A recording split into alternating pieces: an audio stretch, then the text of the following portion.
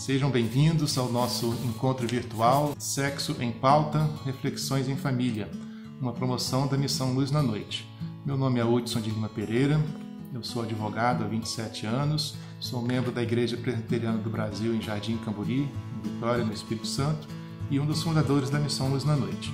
Eu quero convidar você para participar conosco desse nosso encontro e pedir que você compartilhe com outras pessoas esse link e os outros links dessa série.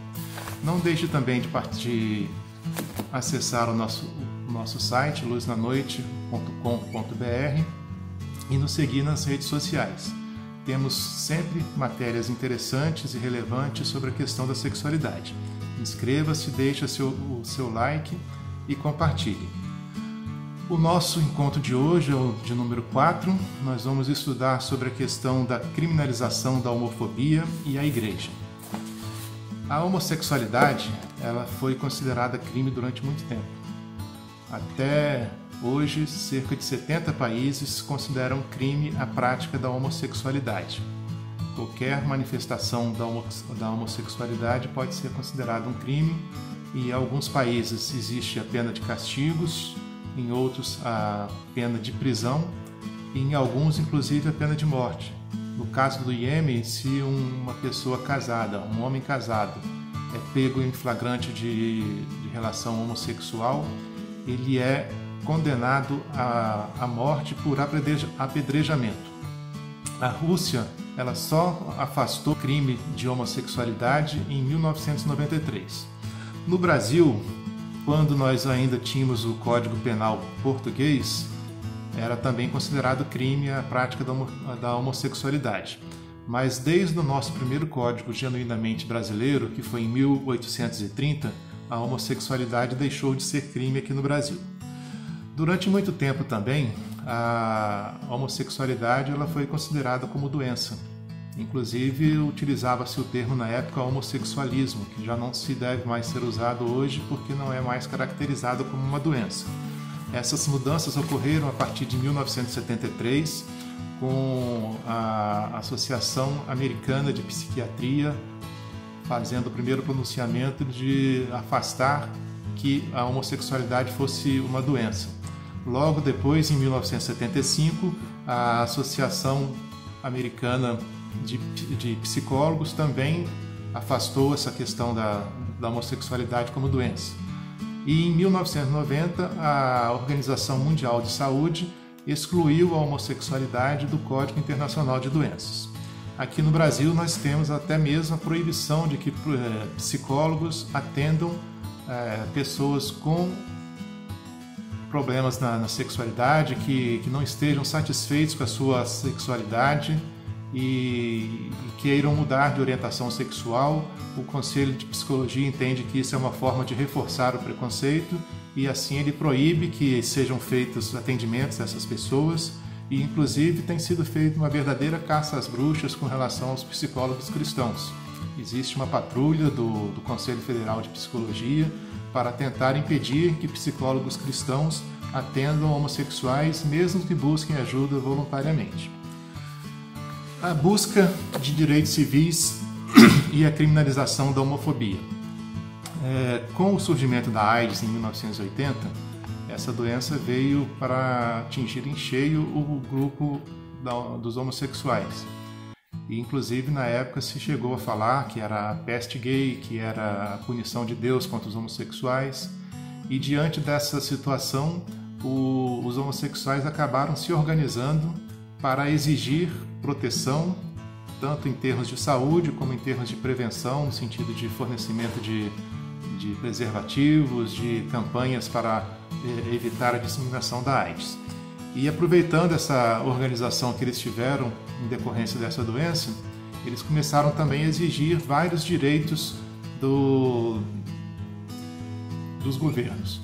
E aí nós temos, por exemplo, a questão de que, a partir de 2001, a Holanda foi o primeiro país que reconheceu a união homoafetiva. Depois disso, vários países também foram reconhecendo, e aí em 2001 também começam a ser apresentados aqui no Brasil alguns projetos de lei para criminalizar a homofobia.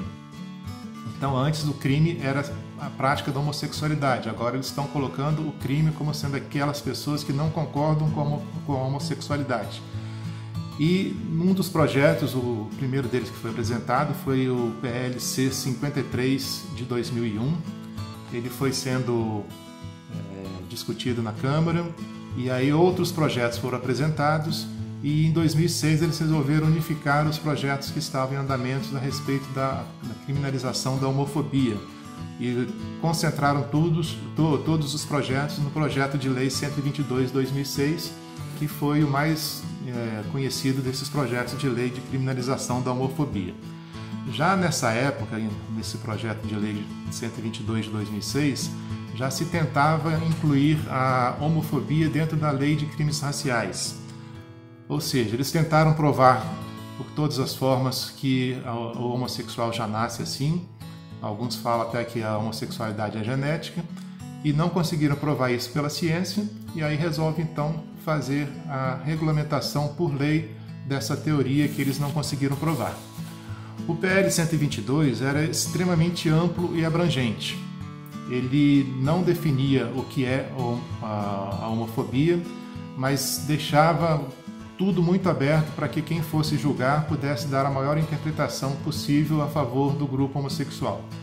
E isso a gente vê muito claro no artigo 20, parágrafo 5º, que diz o seguinte, entre aspas, o disposto nesse artigo envolve a prática de qualquer tipo de ação violenta, constrangedora, intimidatória ou vexatória de ordem moral, ética, filosófica ou psicológica. Nessa definição cabe praticamente tudo. Qualquer pessoa que se sentir de alguma forma envergonhada, constrangida, passar por uma situação de vexame, de algum sentimento de ofensa moral, de ofensa filosófica ou psicológica, ele pode, com base nessa lei, se ela for aprovada, ele pode acusar a pessoa de crime de homofobia. E aqui eu vou dar dois exemplos assim bem fáceis de você entender como que é perigoso essa definição aberta que eles deixaram. Se você, por exemplo, está passando num shopping e vê dois homossexuais em situação de carinho excessivo, e você olha torto para eles, você olha com um olhar de reprovação, você poderia ser processado por homofobia por causa disso. Uma outra situação, uma pessoa que recebe uma cantada de um homossexual e ele fala que não tem interesse. A pessoa é heterossexual, não tem interesse em relações homossexuais, e essa pessoa que fez a cantada pode alegar que sofreu um trauma psicológico, que foi rejeitado, e entrar então com uma ação de homofobia contra aquela pessoa. Outra situação complicada nesse projeto de lei é que as punições previstas nele são muito desproporcionais aos demais crimes. Nós vemos que nesse projeto de lei sempre se fala em pena de reclusão. A pena de reclusão ela é cumprida em penitenciária de segurança máxima em regime fechado. Então a pessoa fica recolhida na prisão de manhã, de tarde, de noite, o dia inteiro, sem poder sair. Diferente da pena de detenção, onde a pessoa pode trabalhar durante o dia, ela pode frequentar alguma escola, fazer algum curso e se recolher na prisão apenas à noite. Então, na lei de crimes raciais, que é onde eles pretendem fazer a inclusão da homofobia, sempre vai ser pena de reclusão, e a maioria delas de 1 a 5 anos, que são penas bem pesadas. Para vocês terem uma noção, uma lesão corporal, que é uma pessoa, por exemplo, numa briga, dar um soco e quebrar o dente do outro. Ele vai ser processado e pode ser preso a uma pena de detenção, que é mais simples, de 3 meses a 1 ano. Provocar aborto.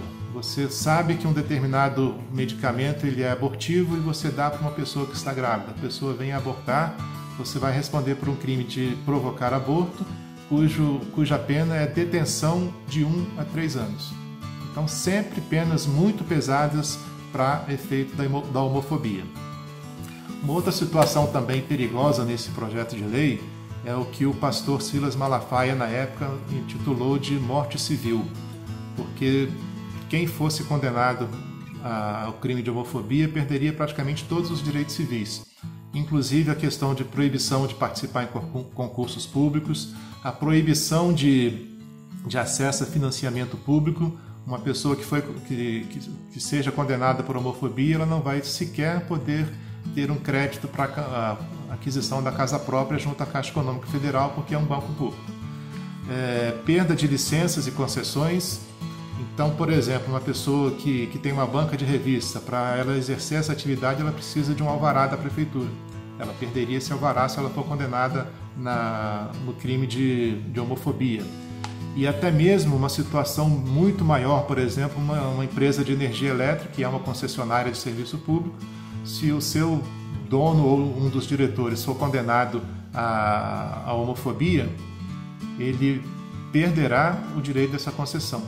Vai ter que fechar uma empresa que pode admitir e gerenciar 5, 6 mil empregados. Então, situação muito complicada. Além também de poder fechar igrejas e qualquer estabelecimentos comerciais quando os seus representantes, os seus donos ou gerentes forem punidos pelo crime de homofobia. E a última situação complicada que existe nesse projeto de lei é que ele praticamente cria uma estabilidade no emprego. Tem um artigo nesse projeto de lei, o artigo 4º, que diz exatamente o seguinte, entre aspas: praticar o empregador ou seu preposto atos de dispensa direta ou indireta. Dá para se ver, fecha aspas, né? Dá para se ver que nessa redação não se fala que a pessoa foi demitida porque ela era homossexual.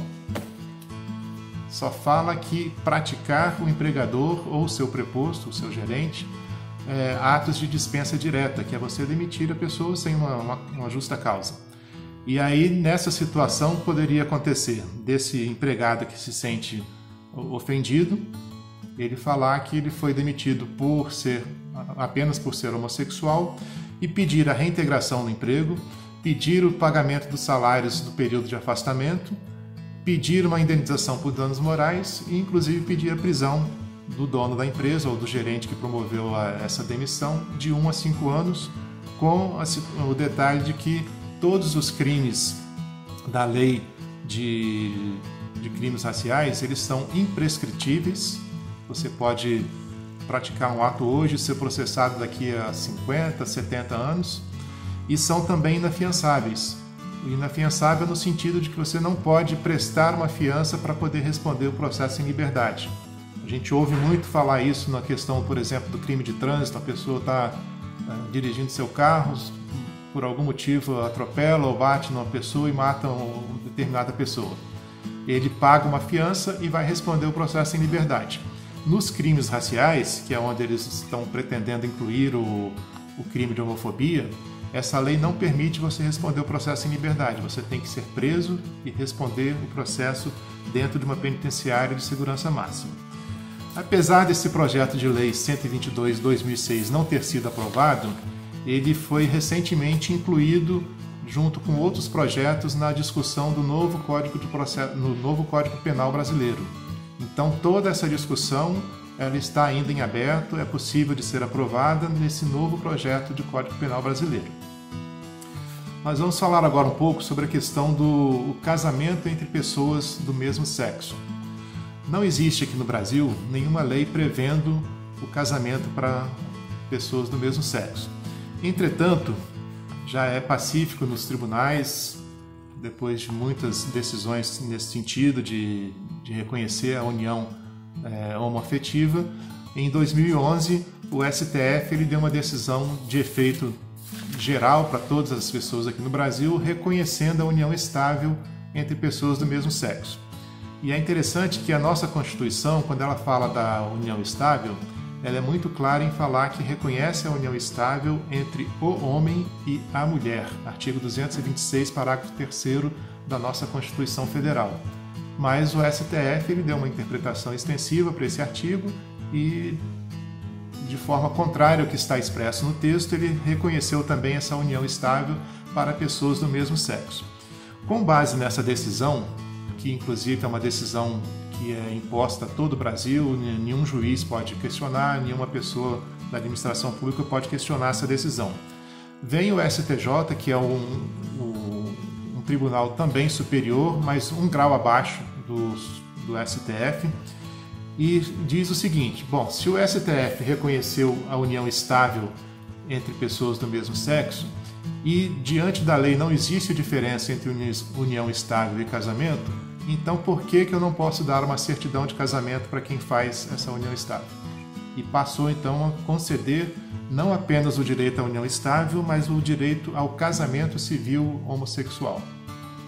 E logo depois disso, o Conselho Nacional de Justiça, que também é um órgão com poder no Brasil inteiro, ele baixou uma resolução número 175, obrigando a todos os cartórios do Brasil a reconhecerem os casamentos homossexuais e a converter aquelas uniões estáveis que já existiam, homoafetivas, em casamento se a pessoa assim o desejar.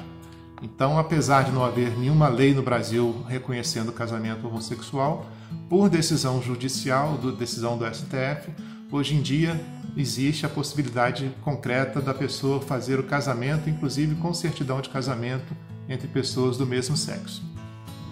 Mas voltando à questão da homofobia, em 2019, no ano passado, o STF ele proferiu uma decisão em 2 processos, que é uma ação direta de inconstitucionalidade, inconstitucionalidade por omissão, número 26, e o mandado de injunção número 4733.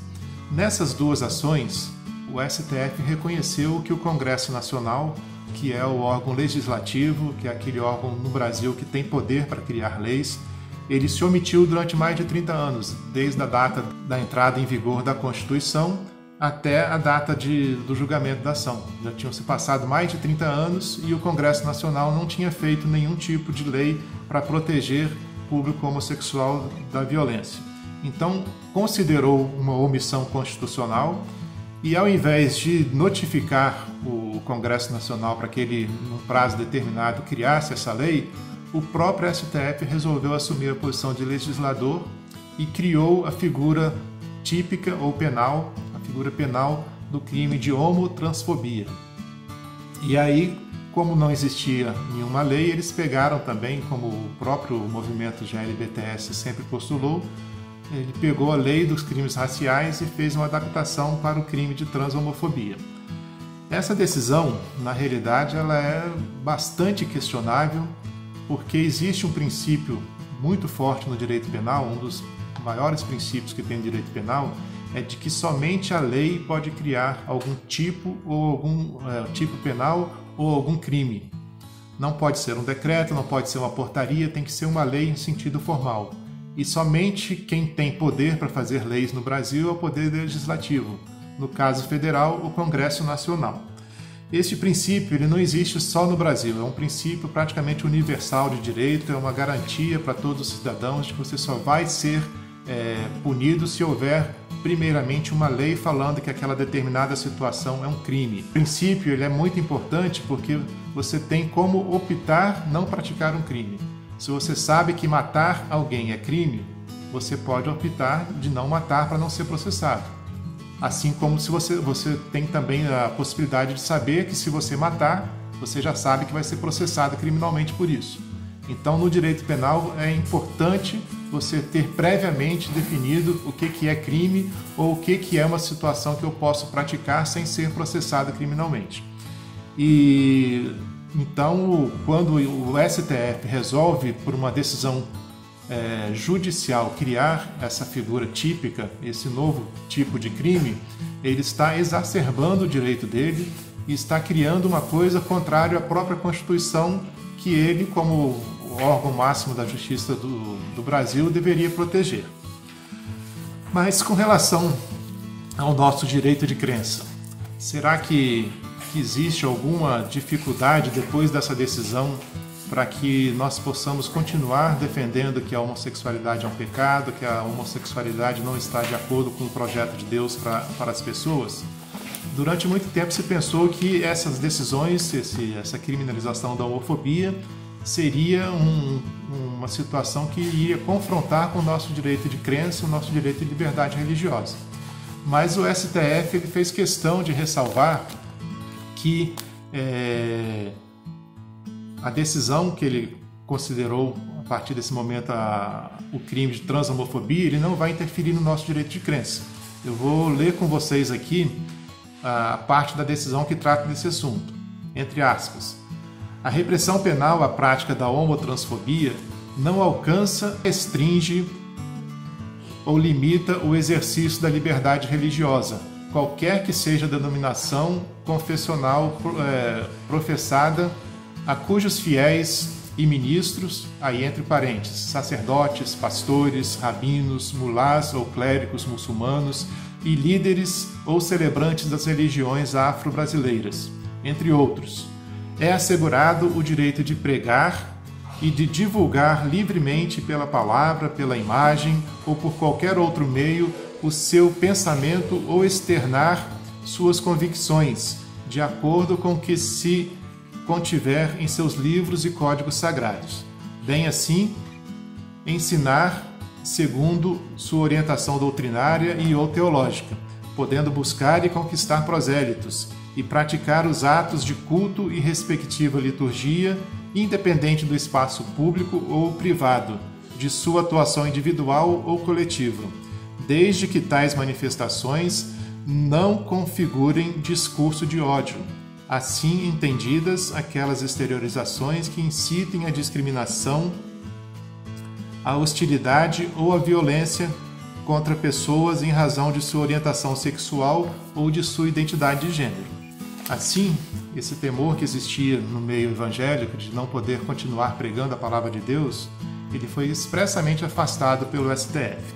Na realidade, essa decisão do STF, ela está em conformidade com a Declaração Universal dos Direitos Humanos, que no seu artigo 18 prevê o seguinte, entre aspas, todo ser humano tem direito à liberdade de pensamento, consciência e religião.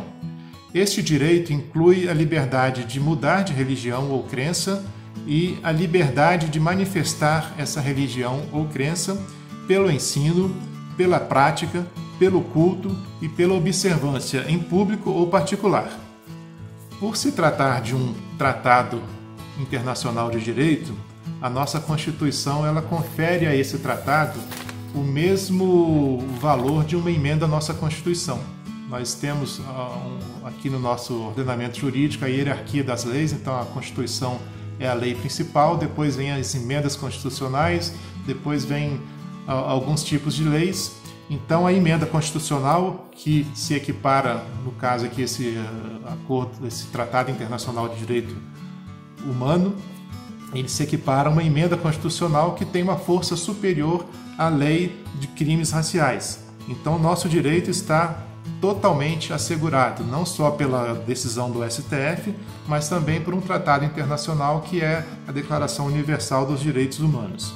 Então, a partir dessa decisão, não existem mais dúvidas sobre o nosso direito de crença e de não concordar com o comportamento homossexual usando a Bíblia como fundamento e regra da nossa fé. Na realidade, essa decisão é uma grande vitória para nós, evangélicos, porque é uma decisão que ela vem reconhecer o nosso direito de liberdade religiosa, o nosso direito de usar a Bíblia como nossa regra de fé e de não sermos importunados por isso. Então nós temos agora reconhecido pelo próprio Poder Judiciário, na decisão máxima do nosso Poder Judiciário, o nosso direito de crença e de exercitar, inclusive evangelizar, né? Quando ele fala de fazer o proselitismo, é você evangelizar uma pessoa que não é da sua religião. E essa decisão, inclusive, ela pode servir de base para que psicólogos possam até mesmo pedir o direito de continuar atendendo pessoas com problemas na homossexualidade que busquem sua ajuda. Porque, como ele fala aqui na decisão, que é um direito de você exercitar e até fazer proselitismo com a sua fé, você pode, então, diante dessa decisão, até questionar a decisão, a portaria do Conselho Federal de Psicologia que proíbe os psicólogos de atenderem pessoas que estão com dificuldade na homossexualidade.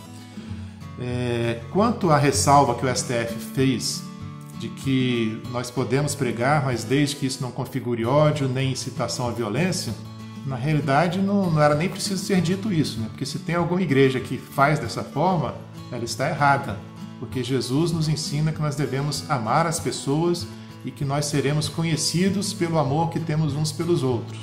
Então essa ressalva que o STF faz, na realidade ela não seria nem necessária.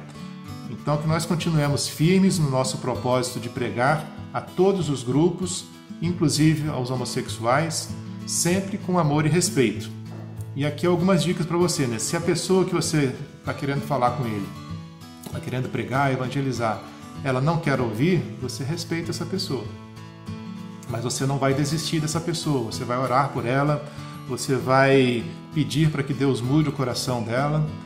E uma outra dica importante, você pode exercer atos de amor e de serviço como forma de pregação desse evangelho. E esse serviço e esse amor, de repente, pode quebrantar essa pessoa para ela parar e ouvir aquilo que você tem para pregar para ela. Na Missão Luz na Noite, nós vivenciamos isso constantemente, através do serviço, através do amor a pessoas, nós que evangelizamos diretamente profissionais do sexo, né, pessoas que estão ali na prostituição, que estão vendendo seus corpos para sobreviver.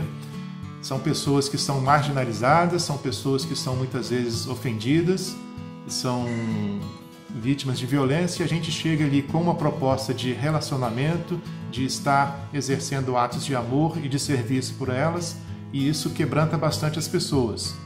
Eu quero então desafiar você a se importar com os homossexuais, a investir tempo em ações e em evangelismo para alcançar essas pessoas que são muitas vezes marginalizadas, mas foi por quem Deus mandou o seu único filho morrer no lugar delas. Eu quero agradecer a oportunidade de participar desta série e agradecer especialmente a você que parou para nos ouvir e te incentivar a compartilhar com alguém se esse vídeo foi bom, você possa então compartilhar com outras pessoas e que Deus abençoe grandemente a sua vida. Muito obrigado.